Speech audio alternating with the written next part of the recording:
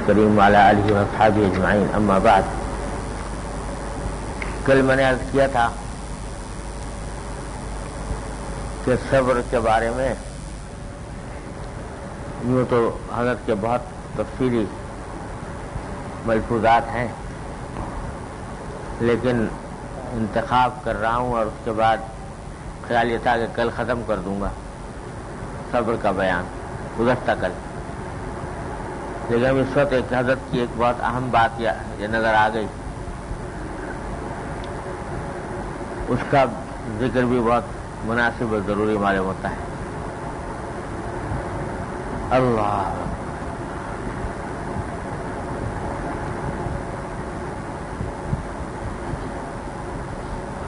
یہ فرمایا کہ جس مصیبت کا ایسا غلبہ ہو جائے کہ اس کی مدافعت پر بھی قادر نہ ہو تو سو یہ واقعی مجاہدہ ہے، اور اب اس پریشانی سے کچھ ضرر نہ ہوگا بلکہ اس میں نورانیت ہوتی ہے.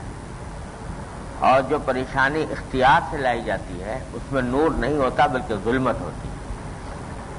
جیسے کسی کا بچہ بیمار ہے اور وہ اس کا علاج نہیں کرتا، اس میں پریشان ہے تو اس میں نور نہ ہوگا. اور ایک صورت یہ ہے کہ بچہ بیمار تھا، اس کا علاج کیا گیا، علاج کے بعد وہ مر گیا، تو اس سے پریشانی نہ ہوگی. عارف ایسی مصیبت میں دل میں شاد ہوتا ہے اور ظاہر میں مغموم. یہ بڑا اہم بات حضرت نے بیان فرما دی. اللہ یہ فرما دیا کہ بعض مصیبتیں ایسی ہیں یا تکلیفیں ایسی ہیں کہ ان کے اندر نورانیت ہوتی ہے، باوجود صدمہ ہونے کے، تکلیف پہنچنے کے، غم ہونے کے، لیکن اللہ جل جلالہ کے فضل و کرم سے اس کے نتیجے میں قلب کے اندر ایک نور پیدا ہوتا ہے، نورانیت ہوتی ہے، اور اس سے درجات بھی بلند ہوتے ہیں اور ترقی بھی ہوتی ہے. اور بعض مصائب ایسے ہوتے ہیں کہ اس میں نورانیت نہیں ہوتی، ظلمت ہوتی. اس ظلمت کے نتیجے میں کوئی روحانی فائدہ حاصل نہیں ہوتا بلکہ آدمی اور پیچھے چلا جاتا ہے. تو دونوں میں فرق کیا ہے؟ کب مصیبت کے نتیجے میں نورانیت پیدا ہوگی اور کب نہیں ہوگی؟ اس کا ایک اصول حضرت نے یہاں پر بیان فرمایا. وہ یہ ہے کہ جو مصیبت یا تکلیف اپنے کسی اختیار کے بغیر آ گئی اور اس کے مدافعت پر بھی انسان قادر نہیں، تو اس میں تو ہے اگر جب اس پر صبر کرے گا، اس پر اللہ تعالیٰ کی فیصلے پر راضی رہے گا، راضی بالقضاء ہوگا تو نورانیت ہوگی اور اس سے درجات میں ترقی ہوگی، ثواب بھی ملے گا، دنیا کے درجات میں ترقی بھی ہوگی. سمجھے نا؟ اور ایک مصیبت وہ ہے کہ جو آدمی اپنے اختیار سے لے کے آیا خود ہی، اس کو دفع کرنا اختیار میں تھا لیکن کیا نہیں دفع، بیٹھا رہا ہاتھ پہ ہاتھ رکھے، مدافعت نہیں. تو یہ جو مصیبت آئی اس میں فرمایا کہ اس میں نورانیت نہیں ہے، اس میں ظلمت ہے. مثال حضرت نے یہ دی کہ ایک شخص کا بچہ بیمار ہو گیا،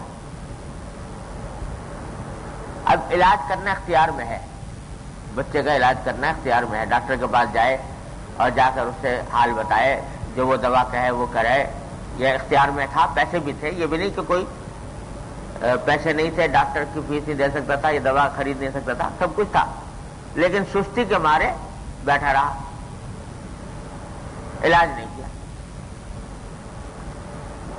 اب علاج نہ کرنے کے نتیجے میں اگر بچے کا مرض بڑھ گیا یا خدا نہ کرے وہ مر ہی گیا، تو یہ جو آیا صدمہ، اس کا سبب اپنے اختیار میں تھا، ایک طرح سے اپنے ہاتھوں لے کر آیا وہ یہ صدمہ. اس میں کہتے ہیں کہ نورانیت نہیں ہوگی، اس میں ظلمت ہوگی. کیونکہ یہ جو مامور بھی ہے یہ بھی ایک مامور بھی ہے کہ اسباب کو اختیار کرو، مشروع اسباب کو، جائز اسباب کو اختیار کرو. یہ بھی اللہ تبارک و تعالیٰ کو پسند ہے یہ بات کہ بندہ جو ہے وہ اسباب کو اختیار. یا دنیا عالم میں اسباب بنائی اللہ تعالیٰ نے، تو اس واسطے اسباب کو بالکل ترک کرنا یہ کوئی بزرگی کی بات نہیں. اسباب کو اختیار کرنا اور پھر اللہ پر بھروسہ کرنا یہ ہے بزرگی کی بات. تو اس واسطے یہ جو اس نے علاج نہیں کیا، ہاتھ پہ ہاتھ رکھ کے بیٹھا رہا، تو یہ کیا ہوا؟ یہ اللہ میاں کو پسند نہ آئی یہ بات اللہ تبارک و تعالیٰ کو پسند نہ آئی.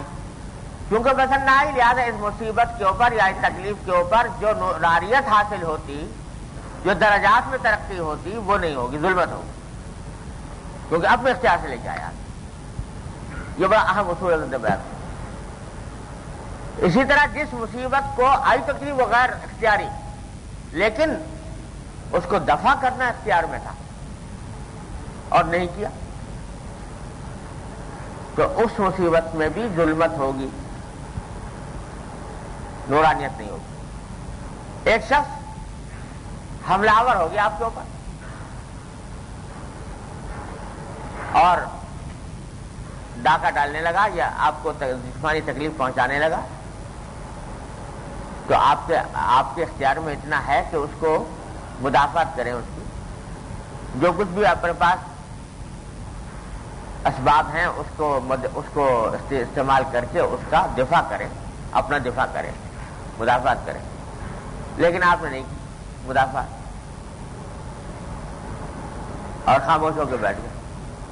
اس سے جو تکلیف آئے گی، اس سے جو صدمہ آئے گا وہ اختیاری ہے.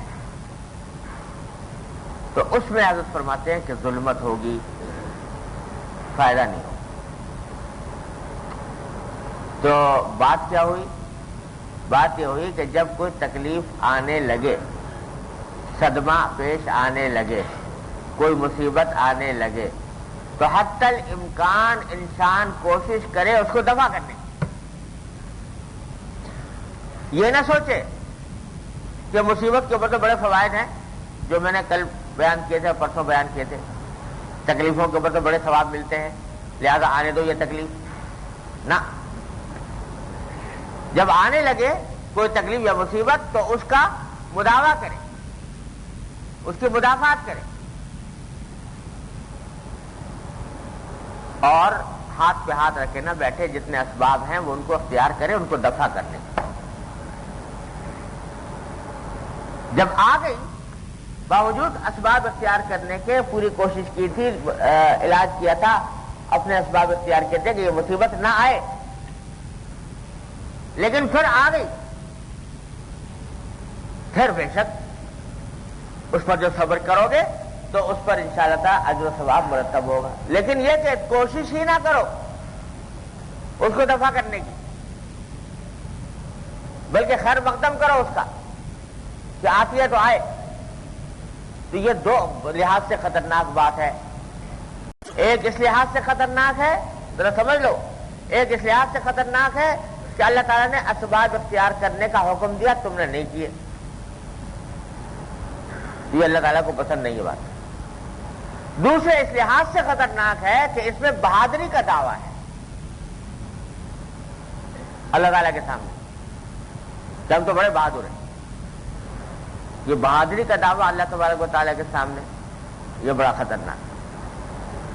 اللہ تعالیٰ محفوظ رکھتے ہیں مسلمان کو. ارے وہاں تو شکستگی چاہیے، درماندگی چاہیے، اپنی کمزوری کا اظہار چاہیے. یا اللہ میں کمزور ہوں، میرے بس کا نہیں ہے، میں تحمل نہیں کر سکتا اس کا. نہ یہ کہ یہ کہے کہ میں بڑا بہادر ہوں، آ جائے جیسی مصیبت آ جائے. الیاذ باللہ. میں نے اپنے والد ماجد قدس اللہ تعالیٰ صدرہ سے سنا کہ ایک بزرگ تھے، انہوں نے ایک مرتبہ کسی وقت غلبہ حال میں آ کر یہ پتہ نہیں کس حالت میں اللہ تعالیٰ کا ذکر کرتے تھے، اللہ تعالیٰ کا ہر وقت دھیان رہتا تھا اور اللہ تعالیٰ کی عبادت میں ایک کیف محسوس ہوتا تھا. تو کہہ گئے یہ جملہ بے زبان سے یہ نکل گیا کہ وَلَيْسَ لِي فِي سِوَاكَ حَظٌّ فَكَيْفَ مَا شِئْتَ فَاخْتَبِرْنِي. یہ دعویٰ کر گئے کہ اللہ آپ کے سوا کسی چیز میں مجھے حظ نہیں، مزہ نہیں، تو جس طرح چاہے مجھے آپ آزما کے دیکھ لیجیے۔ الیاذ باللہ، اللہ تعالیٰ کو یہ دعوت دے دی۔ تو فرماتے ہیں کہ یہ جو کہا تو اللہ بچائے پیشاب بند ہو گیا۔ اب مسانہ پیشاب سے بھرا ہوا ہے، تکلیف ہو رہی ہے، لیکن پیشاب نہیں ہوتا۔ جب کافی سب کچھ علاج کر لیے، دوا کر لی، جارو کر لی، جو کچھ تھا سب کچھ کر لیا، نہیں ہوتا، تو تنبہ ہوا کہ جیسے میں نے غلط بات کہہ دی تھی، اللہ تعالیٰ کو یہ دعوت دینا کہ اللہ مجھے آزما لیجیے اب جس طرح چاہیں، تو میں نے کتنی غلط بات کہہ دی تھی۔ تو تنبہ ہوا اور اپنی غلطی پر تائب ہوئے، لیکن اللہ تعالیٰ اپنے بندوں کا خاص طور سے جو ان کے مقرب بندے ہوتے ہیں تو ان کی پکڑ بھی سخت ہوتی ہے۔ کئی دن گزر گئے تھے بےتابی میں، دکھانا یہ تھا کہ تم کہہ رہے ہو کسی چیز میں حظ نہیں، پیشاب میں حظ ہے، تمہیں پیشاب پخانے میں حظ ہے، اور یہ دعویٰ کہ میں کسی چیز کا میں حظ نہیں اور اس کا چاہیے دعویٰ جھوٹا ہے۔ بعد میں بچوں سے دعائیں کرائی، بچے جو مکتب کے بچے تھے قرآن شریف پڑھنے والے، کہ بچوں خدا کے لیے اپنے یہ لفظ کہتے تھے کہ ادعو لعمکم الکذاب، اپنے جھوٹے چچا کے واسطے دعا کرو کہ اللہ تعالیٰ اس مصیبت سے نکال دے، تو جھوٹا دعویٰ کر دیا۔ تو یہ کہ مصیبت آ رہی ہے دفع نہیں کرتے، دفع کرنے کے جو مشروع ذرائع ہیں وہ استعمال نہیں کرتے، تو یہ ایک طرح سے دعویٰ ہے کا بہادری کا کہ ہم بڑے بہادر ہیں، اللہ تبارک و تعالیٰ کی طرف سے جو بھی آئے گی مصیبت بڑے خندہ پیشانی سے برداشت کریں گے۔ الیاذ باللہ، کبھی یہ بہادری نہ دکھاؤ اللہ تبارک و تعالیٰ کے سامنے، وہاں تو کمزوری چاہیے، وہاں تو شکستگی چاہیے، وہاں تو یہ کہنا چاہیے کہ اللہ ہمارے بس کا نہیں ہے، ربنا لا تحملنا ما لا طاقت لنا بہ، یہ ہے یا اللہ ہمارے اوپر نہ ڈالیے گا بوجھ، ہمارے اندر طاقت نہیں، ہم کمزور ہیں۔ اللہم انی ضعیف فقوی فی رضاک ضعفی، نبی کریم صلی اللہ علیہ وسلم یہ دعا مانگتے ہیں، اللہ میں تو کمزور ہوں۔ کون مانگ رہا ہے دعا؟ جس سے زیادہ طاقتور کوئی ہو نہیں سکتا، نبی کریم صلی اللہ علیہ وسلم وہ یہ دعا مانگ رہے ہیں، اللہم انی ضعیف فقوی فی رضاک ضعفی، اے اللہ میں کمزور ہوں تو مجھے میرے اپنے رضا کے کاموں میں میرے ضعف کی تقویت پیدا فرمائے، وہاں یہ مانگ رہے ہیں اللہ، اور یہ دعا مانگ رہے ہیں کہ اللہ میری کمزوری کو قوت سے تبدیل فرما دی، تو اپنی کمزوری کا اظہار اللہ تبارک و تعالیٰ اللہم لا تسلط علینا من لا یرحمنا، اے اللہ ہمارے اوپر مسلط نہ کیجیے ایسے دشمن کو کہ جو ہم پر رحم نہ کرے، یہ مانگ رہے ہیں کہ اللہ یہ دعویٰ نہیں کر رہے ہیں کہ بھئی ہم کیسے دشمن آ جائے ہم مقابلہ کرنے کو تیار ہیں، نہیں، یہ کہ اللہ نہ بھیج، مسلط نہ فرمائے، سمجھے نا؟ اسی لیے فرمایا لا تتمنوا لقاء العدو واسألوا اللہ العافیہ، دشمن سے مقابلے کی تمنا نہ کرو، اللہ سے عافیت مانگو۔ ہاں فَإِذَا لَقِيتُمْ فَاثْبُتُوا، جب مقابلہ ہو جائے تو ثابت قدمی کا مظاہرہ کرو، پہلے سے تمنا نہ کرو، مانگو نہیں، اور اللہ تعالیٰ سے عافیت مانگو، تو بلکہ اگر آ رہی ہو تو دفع کرنے کی کوشش کرو، جو مشروع طریقے ہیں ان کو دفع کرنے کی کوشش کرو۔ تو اس واسطے مصیبت کو نہ تو دعوت دینی ہے، اللہ بچائے، نہ مصیبت کو مدافعات کرنے پر قدرت ہونے کے باوجود مدافعات میں کوتاہی کرنی ہے، مدافعات اتنی بس میں ہے وہ پوری کرو۔ پھر جب غیر اختیاری طور پر سارے اسباب اختیار کرنے کے باوجود، ساری مدافعات کرنے کے باوجود، دعائیں کرنے کے باوجود کہ اللہ پٹلا دیجیے مصیبت، اس کے باوجود آ گئی، اب جو صبر کرو گے تو اس صبر میں کی وجہ سے اس مصیبت میں نورانیت ہوگی، اور اس کے اندر اللہ تبارک و تعالیٰ تمہارے درجات بلند فرمائیں گے، دنیا میں بھی اور آخرت میں۔ اور اگر یہ نہ کیا تو پھر اسباب اختیار نہ کیے تو کیا ہوگا؟ اس مصیبت میں ظلمت ہوگی، تاریکی ہوگی، نور نہیں ہوگا۔ یہ بات حضرت نے بیان کر اللہ یہ بھائی ملیں گی کہیں اور باتیں یہ حضرت والا جیسی جس طریقے سے تجزیہ کر کے ایک ایک چیز کا اس طرح بیان فرماتے ہیں تو کہیں ملنا مشکل ہے۔ اللہ تعالیٰ نے الہام فرمائی ہے یہ بات۔ ایک تو یہ بات ہے، ایک دوسری جگہ پر بات حضرت نے فرمائی ہے وہ یاد آ گئی، یہاں اگرچہ مذکور نہیں ہے لیکن ہے برمحل۔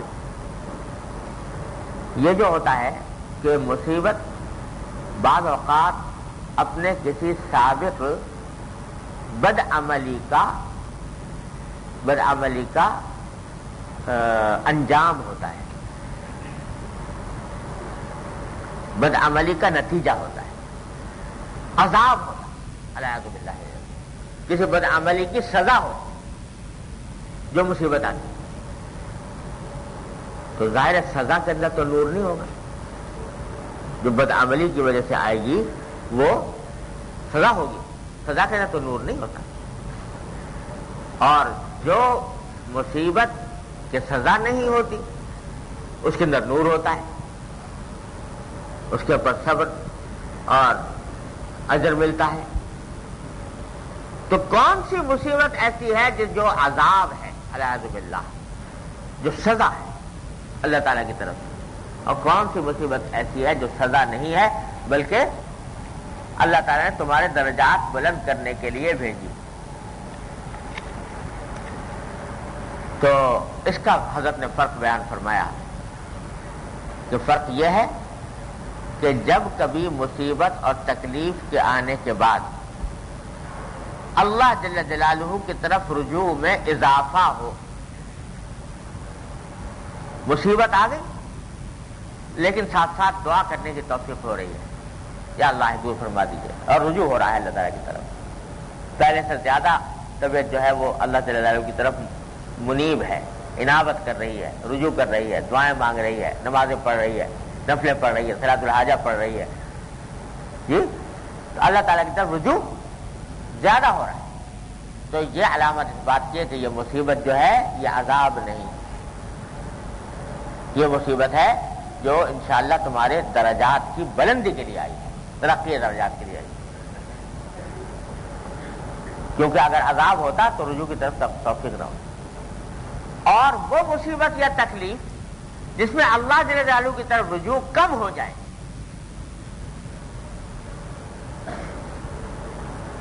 اور آدمی اپنے فرائض سے غافل ہو جائے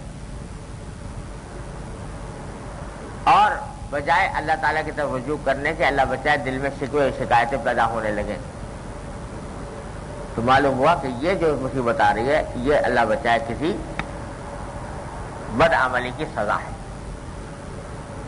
اس میں کیا ہوتا ہے اس مصیبت میں کہ آدمی غفلت کے ساتھ نمازیں چھوڑ دیں، معمولات ترک ہو گئے،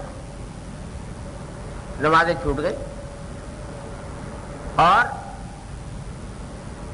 جو اپنے عبادات انجام دیا کرتا تھا وہ چھوٹ گئی۔ کیوں چھوٹ گئی؟ اس وجہ سے نہیں کہ وقت نہیں ملا، یا اس وجہ سے نہیں کہ اس مصیبت کو دور کرنے کے کام میں اتنا مشغول ہوا کہ وقت نہ ملا، نہیں، بلکہ اس وجہ سے کہ اس مصیبت کے آ جانے کے بعد طبیعت پر ایک جو ہے مایوسی طاری ہو گئی ہے، ایک بے حسی طاری ہو گئی ہے، سستی طاری ہو گئی ہے، وقت مل رہا ہے مگر نہیں جاتا نماز کو، وقت میں جو مل رہا ہے مگر رجوع اللہ تعالیٰ کی طرف نہیں کرتا، تو یہ علامت ہے کیسی؟ یہ علامت ہے اللہ بچائے اس بات کی کہ یہ مصیبت جو آئی ہے سزا ہے لگا۔ یہاں یہ بات میں نے بیچ میں ضمناً کہہ دی لیکن اس کو بھی سمجھنے کی ضرورت ہے کہ بعض اوقات معمولات ترک ہو جاتے ہیں، نمازیں چھوٹ جاتی ہیں، لیکن وہ غفلت کی وجہ سے نہیں چھوٹتی، مجبوری کی وجہ سے چھوٹتی۔ مجبوری ہے کہ بھائی کیا کریں، مصیبت آ گئی تھی، اب دشمن کا مقابلہ تھا تو اب اگر وہاں سے اٹھ کے نماز کے لیے جاتے تو جان جاتی، یہ مجبوری پیش آ گئی، تو اس واسطے نماز قضا ہو گئی۔ اس کے قضا ہونے سے کچھ نقصان نہیں، نہ اس سے درجات میں کمی آتی ہے، نہ اس سے نورانیت میں کمی آتی ہے، نہ اس سے مصیبت کے عذاب ہونے کا تاثر ملتا ہے۔ خود نبی کریم سرورت عالم صلی اللہ علیہ وسلم کی صحابہ کرام کی نمازیں قضا ہوئی کہ نہیں ہوئی دشمن کے مقابلے کے دوران؟ یا یہ کہ میں بیمار ہو گیا تھا، اب بیماری کے اندر آپریشن کرنا تھا، آپریشن تھیٹر کے اندر لیٹا ہوا ہے اور بے ہوش ہے یا وہ ہے، اس کی وجہ سے نماز چلی گئی، تو وہ چلی گئی تو اس سے کوئی انشاءاللہ فرق نہیں پڑے گا اور اس سے کوئی نورانیت میں کمی نہیں آئے گی۔ تو جو مجبوری کی وجہ سے چھوٹ جائیں معمولات یا فرائض تک بھی چھوٹ جائیں تو ان سے کوئی فرق نہیں پڑتا، ان کا ذکر نہیں ہو رہا، یہاں ذکر ہو رہا ہے ان نمازوں کے ترک ہونے کا اور معمولات کے ترک ہونے کا جو کسی مجبوری کی وجہ سے نہیں چھوٹی، بلکہ اس وجہ سے کہ مصیبت کے آنے کے بعد طبیعت پر ایک بے حسی طاری ہو گئی، غفلت طاری ہو گئی، اللہ تعالیٰ کی طرف رجوع کا جذبہ سرد پڑ گیا، اس کی وجہ سے باوجود کہ وقت تھا، جا سکتا تھا نماز پڑھنے، قوت بھی تھی، طاقت بھی تھی، نماز پڑھنے جا سکتا، نہیں گیا، اب پڑھا رہا۔ ہوتا ہے نہیں بعض اوقات، یہ اللہ بچائے یہ کیفیت ہوتی ہے جب غم و صدمے کا عالم ہوتا ہے، تو بعض اوقات یہ کیفیت آ جاتی ہے کہ آدمی اچھا خاصا بڑا چنگا ہے اور اس کے باوجود نماز کو نہیں جا رہا، تو یہ علامت ہے اس بات کی کہ یہ اللہ بچائے یہ مصیبت کیا ہے، یہ سزا ہے۔ اور جب یہ اس کا احساس ہو جائے تو علاج بھی اس کا یہی ہے، کیا ہے کہ چاہے دل چاہ رہا ہو یا نہ چاہ رہا ہو، دل پر آرے چل رہے ہو، لیکن عبادات کی طرف متوجہ ہو جائے، اللہ جل جلالہ کی طرف رجوع کرنا شروع کرے۔ کسی مصیبت کے موقع پر، غم کے موقع پر، صدمے کے موقع پر اگر تم اپنا جائزہ لے کر دیکھو اور محسوس ہو رہا ہے کہ بھئی اس میں تو میرے غفلت طاری ہو گئی ہے اور میرا اللہ تعالیٰ کی طرف رجوع نہیں بحال رہا، تو اس سے خطرہ ہوا کہ یہ کیا ہے، یہ میرے لیے عذاب نہ ہو یہ مصیبت، تو فوراً اس کا علاج کرو۔ علاج بھی فوراً یہی ہوگا، کیا ہوگا کہ فوراً اللہ تعالیٰ کی طرف رجوع شروع کر دو، جو معمولات چھوٹ رہے ہیں ان کو شروع کر دو، چاہے تکلیف ہو، چاہے صدمہ ہو، چاہے پریشانی ہو، چاہے دل پہ آرے چلیں، کچھ بھی ہو جائے، مگر اس کو شروع کرو۔ نماز چھوٹ گئی، نماز پڑھو، معمولات چھوٹ گئے وہ کرو۔ علاج بھی ہے، جو وہ کر لو گے تو الحمدللہ وہ اس کے اثرات مٹ جائیں گے، وہ تمہارے لیے پھر ثواب بن جائے گی۔ بس یہی تلاش خراش چلتی ہے اس راستے میں۔ وہاں فرماتے ہیں کہ اندری راہ می تراشو می خراش، تا دمے آخر دمے فارغ مباد۔ یہ طریق جو ہے نا، یہ تصوف والا، سلوک والا، یہ کیا ہے، اندری راہ می تراشو می خراش، یہ تلاش خراش چلتی رہتی ہے۔ یہ مت سمجھنا کہ کسی وقت ایسے آ جاؤ گے کہ کامل مکمل ہو گئے، اب اس کے بعد کسی اضافے کی ضرورت نہیں، کوئی ترمیم کی ضرورت نہیں، یہ تو چلے گا، ساری عمر چلے گا، یہ ساری جنم کا روگ ہے یہ کہ تراشو اندری راہ می تراشو می خراش، تا دمے آخر دمے فارغ مباش۔ مولانا فرماتے ہیں کہ آخری سانس تک ایک لمحے کے لیے بھی فارغ ہو کر مت بیٹھنا، یہ تلاش خراش چلتی رہے۔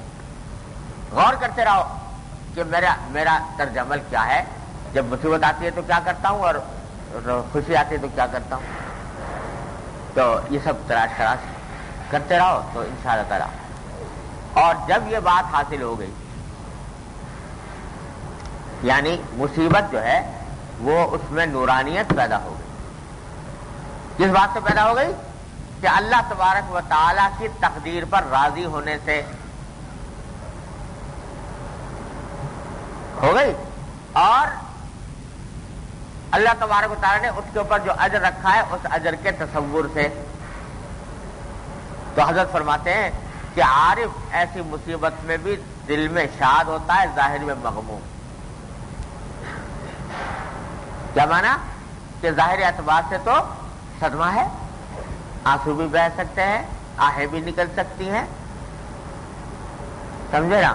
اور ظاہر کوئی دیکھے تو مغمومی معلوم ہوگا، لیکن چونکہ عقلاً اس بات پر مطمئن ہے، عقلاً اس بات پر مطمئن ہے کہ فیصلہ انہی کا برحق ہے، مشیت انہی کی ہے، حکمت انہی کی ہے، مصلحت انہی کی ہے، جو کچھ وہ فیصلہ کریں گے فائدہ اسی میں ہے، میں کیا، میری سمجھ کیا، اور میری عقل اور فہم کیا۔ تو جب یہ سمجھ لے گا تو چاہے آنسو بہ رہا ہو، چاہے کچھ ہو رہا ہو، دل میں صدمہ ہو رہا ہو، لیکن ان کے فیصلے پر جب راضی ہوگا تو دل شاد ہوگا۔ یہ کہہ رہے ہیں دل، اس کا مطلب ہے دل شاد ہوگا۔ سمجھا کہ نہیں؟ دیکھو ایک صدمہ وہ ہوتا ہے، ایک صدمہ وہ ہوتا ہے کہ آدمی کو تکلیف تو پہنچی لیکن جان رہا ہے کہ وہ پہنچنی چاہیے تھی، یہ تکلیف، یہ کوئی غیر معمولی بات نہیں ہے۔ تو صدمہ تو ہوگا لیکن کم ہوگا کہ نہیں ہوگا، اس واسطے سے جانتا ہے کہ ہونا ہی چاہیے۔ آپ انجیکشن لگوانے گئے ڈاکٹر سے تو اس میں تکلیف، سوئی چبھ گئی، سوئی چبھنے سے تکلیف ہوئی کہ نہیں ہوئی؟ ہوئی، لیکن ساتھ یہ بتایا کہ ہونی چاہیے تھی، لگایا گیا تھا میں اس واسطے کہ انجیکشن لگوانا تھا۔ مرہم پٹی کرانے گئے اور مرہم پٹی کرانے میں وہ ڈاکٹر جو ہے وہ صاف بھی کرے گا، وہ زخم کو پریدے گا بھی، اس کے اندر دوا بھی ڈالے گا، اس میں ڈالے گا تو مرچیں بھی لگے گی، یہ سب کرانے گئے، لگی، لیکن ساتھ دل مطمئن ہے کیا کہ بھائی ہونی تھی، اس واسطے کہ اس کے سوا کوئی چارہ کار تھا نہیں۔ تو ایک یہ تکلیف ہے، اور ایک وہ تکلیف ہے کہ کسی دوسرے نے لا کے مار دیا خنجر،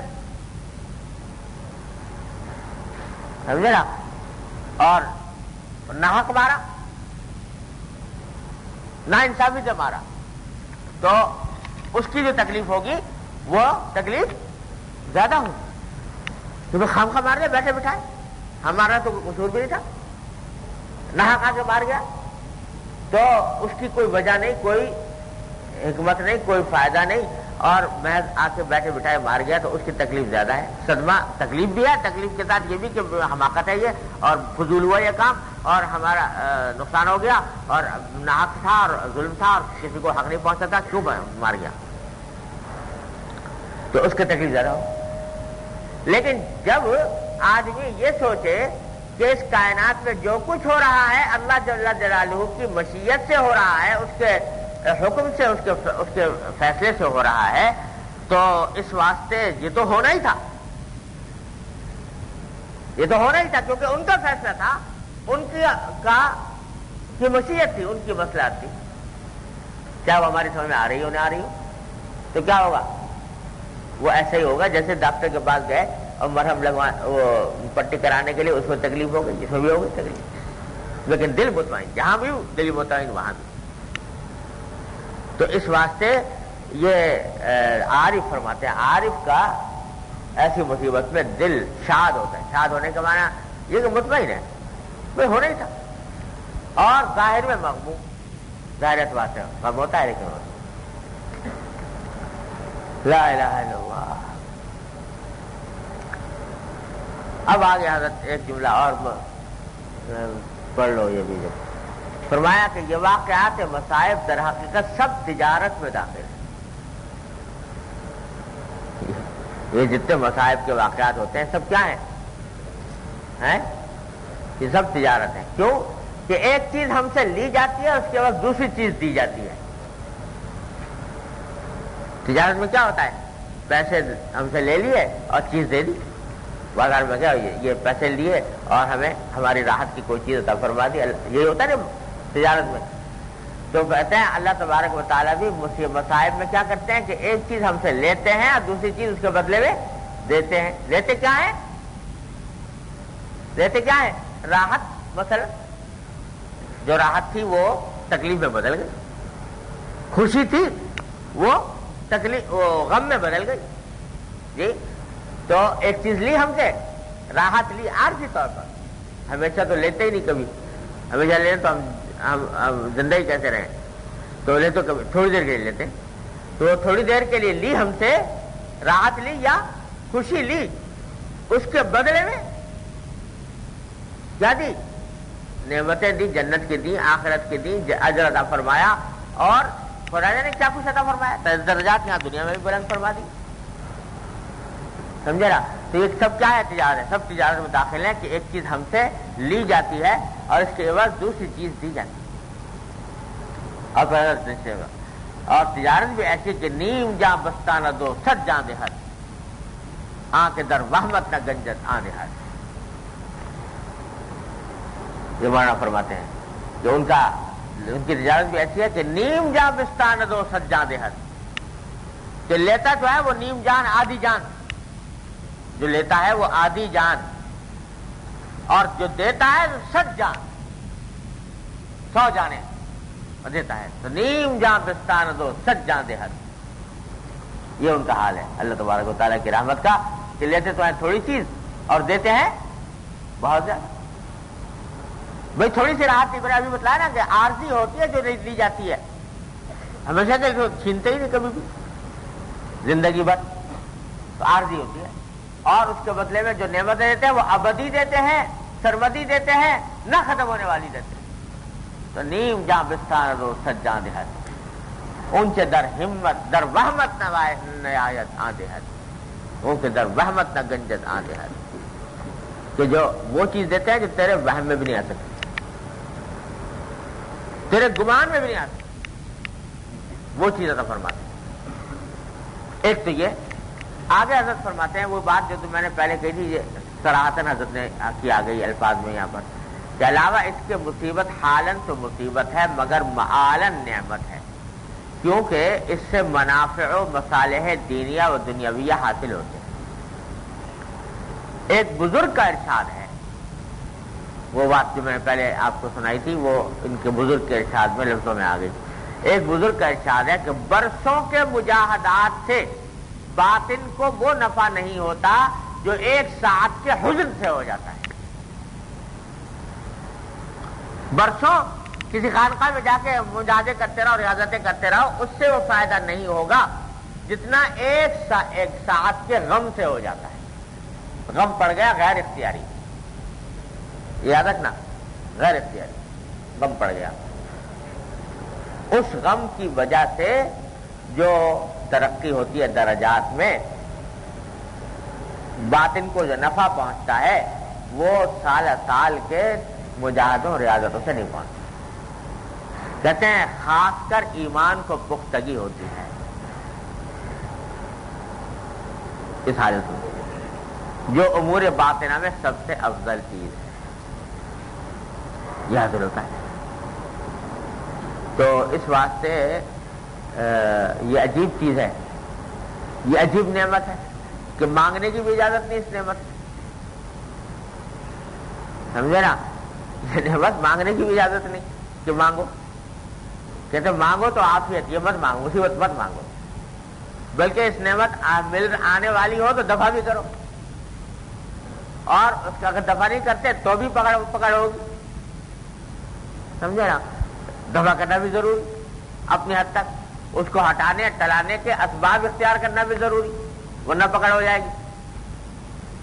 لیکن جب آ جائے تو پھر نعمت ہے تمہارے لیے، پھر رحمت ہے، اور دنیا میں بھی رحمت اور آخرت میں بھی رحمت. دنیا کے اندر ترقی درجات ہو رہا ہے، دنیا کے اندر باطن کی ترقی ہو رہی ہے، باطن کے اندر فضائل حاصل ہو رہے ہیں اور رذائل فنا ہو رہے ہیں، اور آخرت میں درجات بلند ہو رہے ہیں، ثواب کے ذخیرے لگ رہے ہیں. جی تو یہ عجیب نعمت ہے، یہ معمہ ہے یہ کہ ایسی کون سی نعمت ہے جس کو حاصل کرنے کی نعمت ہے، رحمت ہے اللہ کی، لیکن اس رحمت کو مانگنے کی اجازت نہیں. یہ بھی ایک معمہ ہے کہ ایسی رحمت بتاؤ اللہ کی کہ ہے اللہ کی رحمت مگر مانگنے کی اجازت نہیں، اور آئے تو رفع کرنے کی کوشش، سمجھے نا، کہ اس کو وہ رفع ہو، جلدی سے جلدی دور ہو، یہ بھی ساتھ ساتھ. لیکن ہے رحمت. وہ کیا بات ہے کہ یہ ان کی رحمت کا ایک ایسا عنوان ہے، ایسا کرشمہ ہے اللہ تبارک و تعالیٰ کی رحمت کا، کہ اپنے بندے کو نوازنے کے لیے اللہ تبارک و تعالیٰ نے یہ ایک ایسا طریقہ اختیار کیا ہے کہ اس کی ناگواری اور اس کی تکلیف کو بھی اس کے واسطے میں جنت بنا دوں. یہ اللہ تبارک و تعالیٰ نے ایسی نعمت ہے. اللہ اکبر.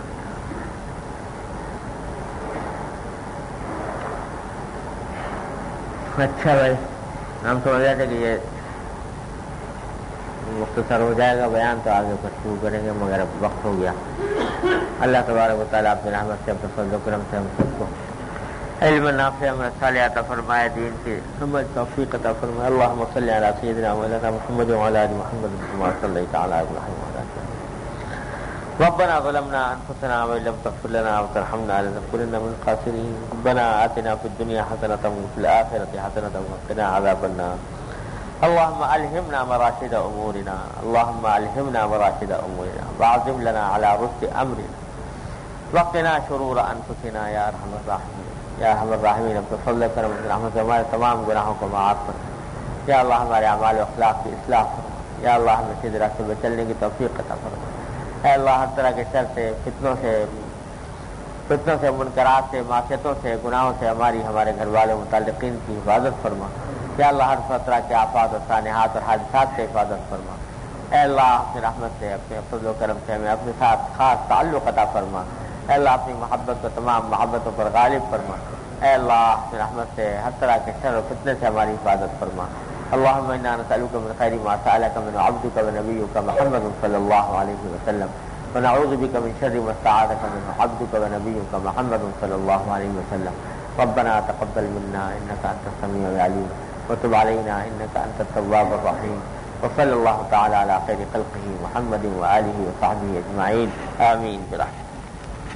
فحشر فنادى فقال أنا ربكم الأعلى فأخذه الله نكال الآخرة والأولى إن في ذلك لعبرة لمن يخشى أأنتم أشد خلقا أم السماء بناها رفع سمكها فسواها وأغطش ليلها وأخرج ضحاها والأرض بعد ذلك دحاها أخرج منها ماءها ومرعاها والجبال أرساها متاعا لكم ولأنعامكم فإذا جاءت الطامة